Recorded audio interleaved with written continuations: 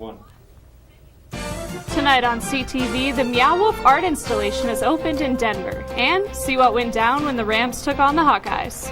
Also see how the ASCSU Senate is working on inclusivity and what to expect for homecoming weekend. All that and more on CTV starting right now.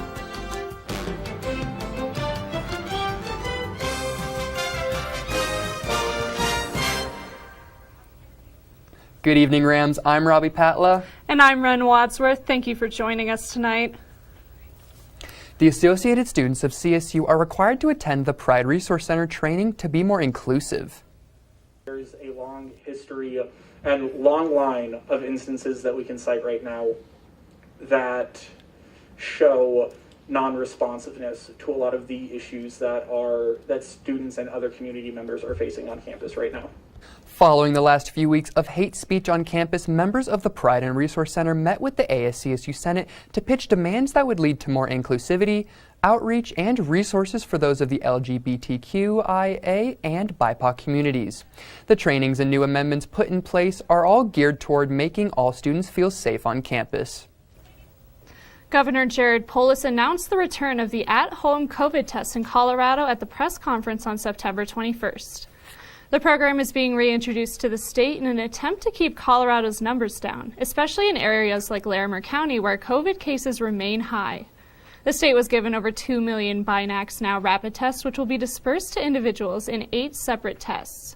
Polis continued that anyone interested in receiving them can sign up at covid19.colorado.gov/COVID-19 at-home tests. A handful of Fort Collins' larger employers wait for clarification from the federal government regarding the Biden administration's vaccine mandate. Last week, the administration announced that it would require all private companies with more than 100 employees to require vaccinations or weekly testings. According to the Coloradoan, companies that fail to require vaccines or weekly testing may be charged $14,000 per violation. According to the Fort Collins Chamber of Commerce, the city has around 120 employers that fit this demographic. COVID-19 has affected the city of Fort Collins in many ways. Natalie Devereaux has more on the story. Natalie? Thanks, Robbie. As a CSU student, most of us are familiar with TRANSFORT and have likely rode the bus at least once or seen them driving around. However, consequences of the nationwide employee shortages have now hit public transit industries in Fort Collins, and you may have noticed fewer buses on the road. This is because there are simply not enough bus drivers to sustain all routes. 2 circuits have already been pulled from action, while others have reduced hours.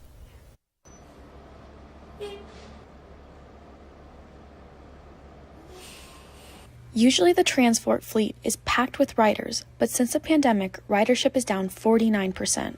They have also seen a major decline in employees because driving is seen as a high-risk job due to the exposure to so many people. The number of applicants that we get went from several a week to 0. The shortage of drivers has put enormous strain on the 91 current employees who now have to work longer hours and often overtime. They're very tired. It has an effect on morale for sure. In an attempt to ease the stress, TRANSFORT pulled 2 of its least traveled routes, 11 and 12, which each had less than 80 passengers per day, and now offer an on-call taxi service to fill in the gaps. But they are determined to preserve the routes that run out of CSU because students make up the majority of their ridership. Help connect, bridge being on campus and then also going into the larger Fort Collins community. Many students rely on TRANSFORT to travel around the city, which is an easy way for them to connect with the community. The sustainability is also about having community and supporting those around you. TRANSFORT's main goal is to serve Fort Collins residents, and they are trying to return to normal operations as soon as possible. And I think people caring for each other, caring for their community is how we get out the other side of this pandemic. Safety measures have also been implemented, like requiring masks, and TRANSFORT has 0 cases of drivers contracting COVID while at work. As things slowly begin returning to normal, TRANSFORT is seeing signs of just that, with 8 driver applications coming in last week. They hope to keep this trend going, and the agency urges anyone interested in working for them to apply at fcgov.com/jobs. Back to you, Robbie. Thank you, Natalie. Quick heads up for all students and staff who spend a lot of time on the south side of campus. Tomorrow, September 29th, the path through Heritage Arboretum will be closed from 6 in the morning to 6 in the evening. The sidewalk in between West Pitkin and Lake Street will be closed so new bike path stripping can be added. Arrows on either side of this pathway will indicate detour routes for anyone who intends to use them. If anyone has any questions, they are welcome to contact Facilities Project Manager Zachary Colbeck at 970-310-1223. More on campus construction, we have an update on the Laurie Student Center roundabout and whether we can expect it to stick around for a little longer. Construction vehicles were seen making adjustments for the new pathway. However, both Students Helping Instigate Traffic Solutions and the Alternative Transportation Fee Advisory Board believe that the work being done is for aesthetic and safety reasons, rather than making the new installation a permanent piece of campus. Fence panels have been added to the roundabout in an attempt to separate pedestrians from cyclists. We will keep you updated about the Laurie Student Center walkway as well as the other two proposed roundabouts on Colorado State University's campus. Don't go anywhere, Rams, because Michelle Ellis is coming up next to give you your weekly weather report.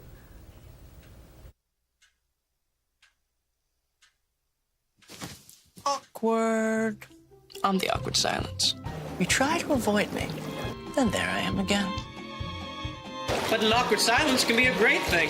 Like Kelly here is about to demonstrate. You haven't really been yourself lately. Are you okay? Find out how you can help a friend with their mental health at seizetheawkward.org.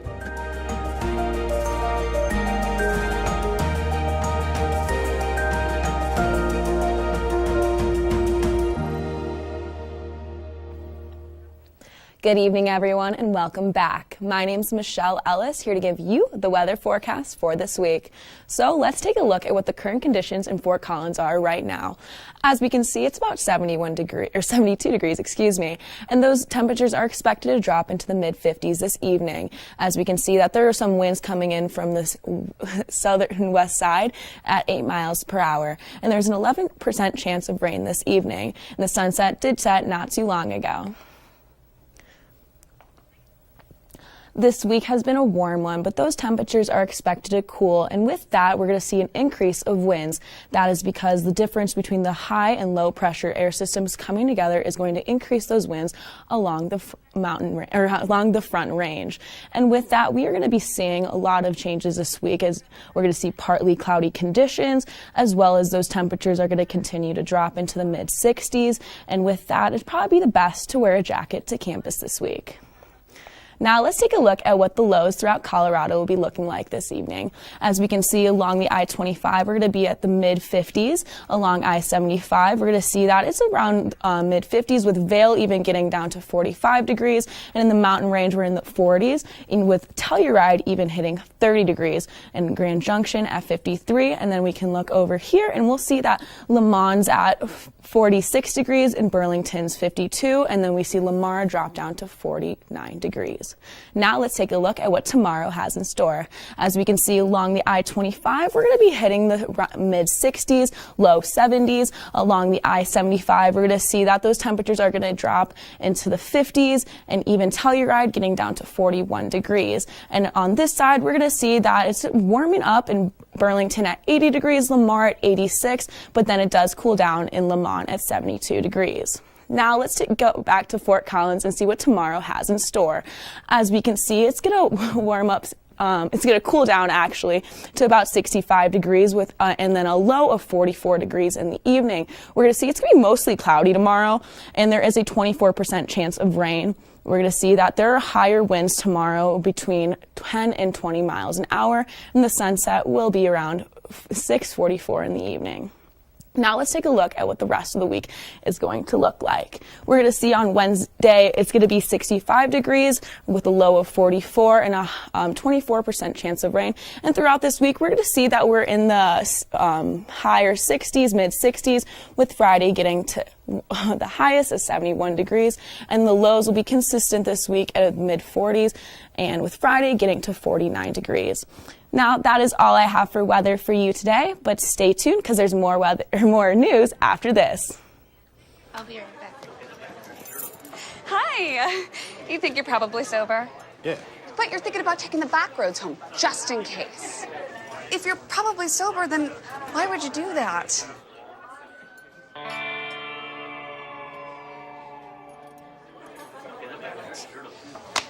Good choice. Probably okay isn't okay. If you see a warning sign, stop and call a cab, a car, or a friend. That's a full glass of wine. I'll be chatting you later.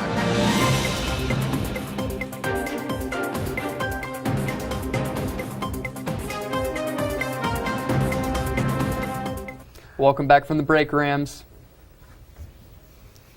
Colorado State University chemists have been given a $3 million grant to fight plastic pollution by changing the way we view recycling. Over 10% of the United States Department of Energy's budget to fight plastic pollution has been granted to CSU's polymer upcycling research team. One branch of the study is graduate students like Mariel Price. So about 600 million metric tons of plastic waste gets produced every year. And that plastic waste, by and large, winds up accumulating in landfills. The group, led by Colorado State University professor Eugene Chen and in collaboration with researchers at MIT and Northwestern University, plan to reduce and reuse discarded plastics using circular polymers. Mostly we've been working on the development of more sustainable methods for making polymers, but we've also recently started these projects developing chemically recyclable polymers. Really, the main overarching goal is to help prevent the accumulation of plastic waste in landfills and in the environment, and to reuse that plastic resource over and over again without it going to waste. Price and her team are aiming to develop polymers that can be reverted back to their original components, allowing plastic to be used repeatedly throughout its lifetime. This would be a drastic change in the way plastic is used and recycled in the future. Ideally, you're making material once, using it, recycling it, and then being able to continuously remake and reuse it over and over again, infinitely. The research surrounding polymer upcycling has just begun, but as they work, the team strives to make the world a little more sustainable. The research project is set to take 3 years under the Department of Energy's supervision, but as new innovations and discoveries come to light with the study, we will keep you updated here at CTV. It's already almost October, and that means the CSU Homecoming and Family Weekend is upon us. This 4-day event from October 6th through the 9th will include many events for all students, staff, their families, and alumni to enjoy. The events will kick off on the Wednesday with a CSU Trivia Night at alumni-owned Ryan's Sports Grill. From there, festivities for the week include the Distinguished Alumni Awards, the 5K Homecoming Race, and Friday Night Lights, where many can gather on the west lawn of the LSC to enjoy a bonfire, fireworks, and the lighting of the A. More events will take place throughout the week that all lead up to the homecoming football game against San Jose State. This year's homecoming weekend is sure to be loads of fun for Rams and their families. I am super excited to see the Rams show their spirit once again. I am personally most excited for, however, to see the A lit up, because it has been a while since we saw that. What about you, Ren? Like you said earlier, I'm excited to see Rams out and about and showing their school spirit, but I'm just hoping it doesn't get a little too wild like it can at those homecoming games. Yeah, do that. And speaking of wild, Fort Collins wildlife rehabilitators rescued an injured goose from a mobile home park. Northern Colorado Wildlife Center responded to a call from a park resident who had seen the loose goose. When the response team arrived, the bird walked directly up to the group. Shortly after, the rehabilitators discovered the animal's wings had been clipped and it was being kept as a pet inside one of the mobile homes. No information has been released about the owner of the house, but the goose was later transported to Greenwood Wildlife Rehabilitation Center, where it will undergo treatment. There are an assortment of clubs around CSU for all Rams to take part in. However, this one may pique interest for those who love to travel. Junior Sydney Walsh introduces the Vicarious Travel Club. This is a club that'll provide students with a great opportunity to learn about how to budget and how to travel safely, what to do if you're in uncertain circumstances and who to go to when you're abroad, and culture barriers, language barriers, stuff like that. Through slideshows, personal stories, and other outlets, students will share travel experiences and collaborate together to create effective guides and plans they can use anytime they decide to travel, whether it be domestically or internationally. Who doesn't love traveling? If you love traveling, this is a perfect club for you. If you want to learn more about how to travel, what to do while traveling, great places to see, this is the club for you. You should join this club. Students interested in joining the Vicarious Travel Club can do so by either visiting Ramblink or emailing Walsh at sawalsh@colostate.edu. If you are looking for something out of this world, a new art installation just opened in Denver called Meow Wolf. Meow Wolf is an interactive art exhibition that tells a story that participants must piece together as they navigate the maze of displays. Meow Wolf has 2 other locations in New Mexico and Las Vegas, but every installation is unique to the location. The Denver shop is called Convergence Station and highlights things like interdimensional travel and galactic harmony. The 4-story art museum features the work of over 100 groups and individuals from Colorado and even showcases 20 Fort Collins artists. This includes CSU professor Cyan Tornatsky, whose film Where I Am When I'm Not With You is on display along with other creative films on loop in their in-house theater. Convergence Station in Denver is certainly a unique experience, but you don't have to rush to see it yourself because this Denver art show is on permanent display. Colorado State University launched a new effort to boost their already impressive 70% graduation rate by investing $11 million to close equity gaps. This building on progress that CSU has made over the last decade to continue to close gaps across socioeconomic status, race, gender, and other demographics. CSU's System Chief Academic Officer Rick Miranda said, quote, "We cannot achieve our overall student success goals without closing equity gaps," end quote. CSU plans to spread these efforts across all domains, including the Pueblo and Global campus, each with their own separate goals to help reach the overall goal. What is the overall goal, you ask? Well, according to Source CSU, the plan is to eliminate equity gaps for all demographics by 2027 and raise student success within that same period. Don't go anywhere, Rams, because Brandon Cruz is up next to give you the inside scoop on a sports team here on campus you may not have heard of yet. Stick around. So there you are, shuffling through a stack of resumes and you come to mine. This is it. First impression. My way in. But here's the thing. Can my resume show you how I truly stand out? Can one piece of paper really tell you my whole story? Like that I was studying, going to night school while working 2 jobs just to help my parents pay for groceries. Or how anytime there was an opportunity, I was the first one to step up. Because I wasn't gonna let my life, my circumstances dictate who I was gonna become. And all of that determination, commitment, drive, that's me. And that's something you just can't put on paper. Look beyond the resume, discover new ways to develop great talent like me.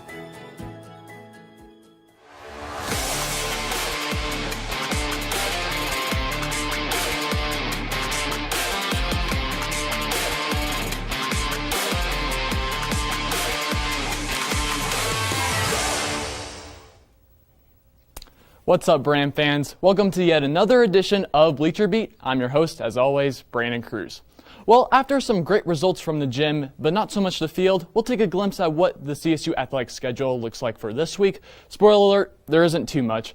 Plus, the COVID-19 pandemic delayed club sports on campus for over a year, but they're up and running once again. See how Ultimate Frisbee is approaching their comeback season strong. All that and more on Bleacher Beat, which starts right now.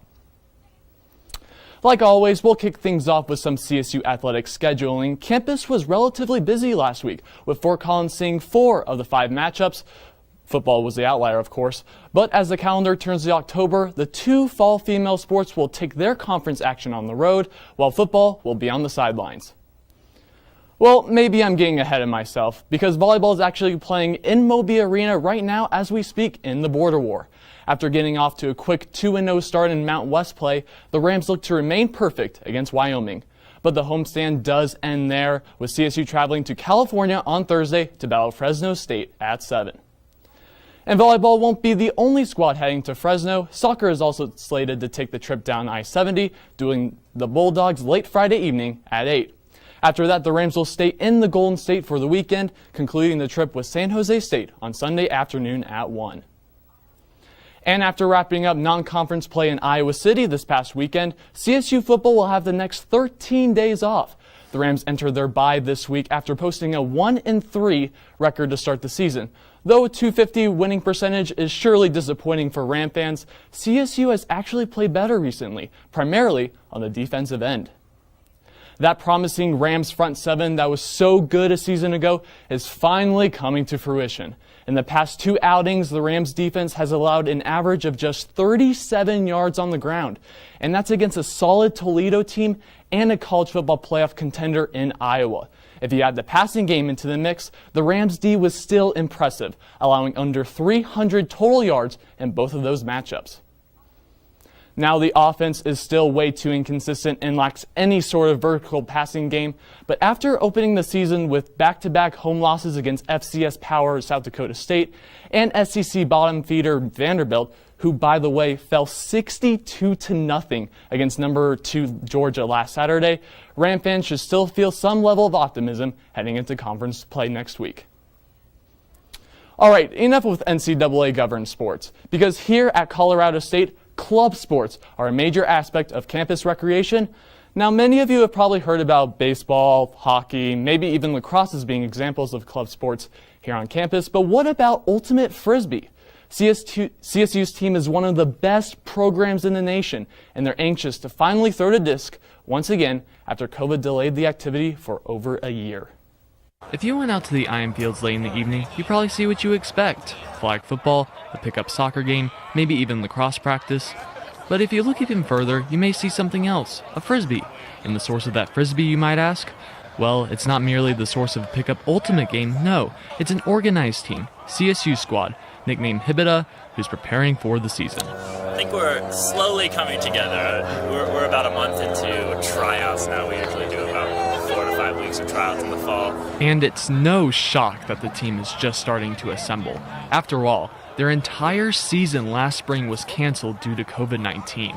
In the spring semester of 2020, we had our season canceled when it was to be honest, our most competitive season yet. We were on track to make nationals. We were ranked 14th in the USAU rankings. That's right. Colorado State was ranked top 15 in the nation last year. They were serious contenders for not only regionals, but nationals as well. But even with the setback, the team remains optimistic this year, thanks to new players that are bringing both talent and an infectious attitude. We have a great young group of guys coming in that just bring so much positive energy to the field, and the older guys are really feeding off that. Ultimate Frisbee's high-spirited, natural tendency is what makes the sport so enjoyable, and Hibida is no different, encouraging new players to come out and play any day. Ultimate is super fun, and it's really easy to get good at the game. And you can just come out and make a lot of good friends, because this is where I've met a lot of my best friends. So.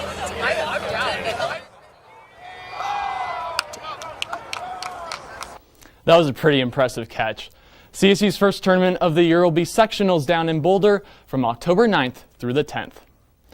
Well, Ram fans, that's all the sports action I have for you tonight. Be sure to catch Cam's Corner on Thursday for more sporting news, but don't go away just yet. Noah Pasley will end tonight's show by giving you all the spice and entertainment. Hey, Bobo, do trees tell each other stories? I'm sorry. I'm afraid I don't know that. Hey, why don't we go find out?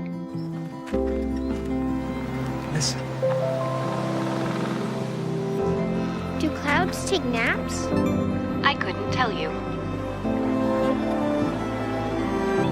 Dad, do stars visit their friends? Look!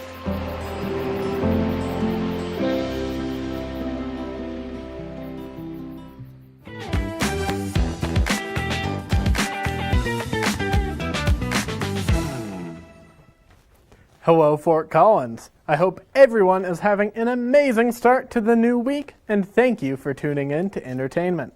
Once again, I'm your host, Noah Pasley. As the new month approaches, many people might have in mind new ways to face their fears for the Spooktober season. But one courageous group here in Fort Collins has been taking the challenge to new heights, literally. The Pride Night and Climb Sesh, organized by staff at Descent Studios, invites climbers to brave rock walls among an inclusive LGBTQ+ community. The climb, which takes place every second Friday and fourth Saturday, has been drawing more and more participants of all backgrounds since the event began only 4 months ago. Overall, the outdoor community is very accepting of all people, but even still, there is some homophobia, transphobia, all of that within the outdoor community and within the climbing community as well. So we wanted to provide a space where they can ask their all levels, all genders, sexualities, and just come and have fun like minded. After all that hard work, of course there's no shortage of fun, no-co festivities to unwind over a cold beer, including this offering last weekend in Windsor. The 4th annual Pooter Pour, held at Boardwalk Park on Saturday, featured plenty of local breweries in an event aimed at education about water issues and conservation efforts at the Pooter River. Several Fort Collins favorites, including Rally King Brewing and Horse and Dragon Brewing Company, took to the festival to highlight the importance of the Pooter River in the creation of their finest beers. A high-quality ingredient in water is critical to our success, and that's what it means to us. You know, as a small local brewery, we're able to take part in this wonderful brewing community, pulling from the Pooter River, and that is so important. So we want to make sure that quality ingredient maintains.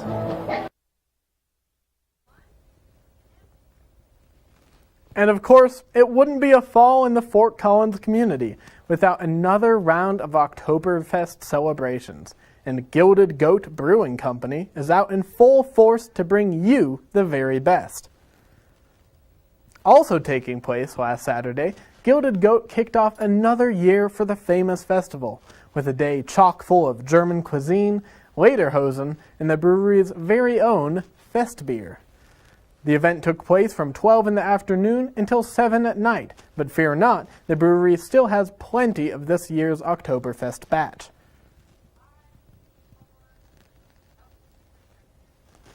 And if you didn't get your fix last weekend, Gilded Goat has yet another event lined up for this weekend, where you can get your brew on in a far different setting. The Canyon Concert Ballet, celebrating their 42nd season, will also be kicking off their 5th annual Ballet and Beer series, this year with a Broadway twist. The event, which requires proof of vaccination or a negative COVID-19 test within 72 hours of the event, will be hosted at the famous Boz Blue Theater in downtown Fort Collins, and one free beer will be provided to ticket holders 21 and up. Well, Fort Collins, that's all I've got for you on this week's update, but be sure to tune in tomorrow to catch the 2nd episode of CTV Cooks. Thank you once again, and have a great week.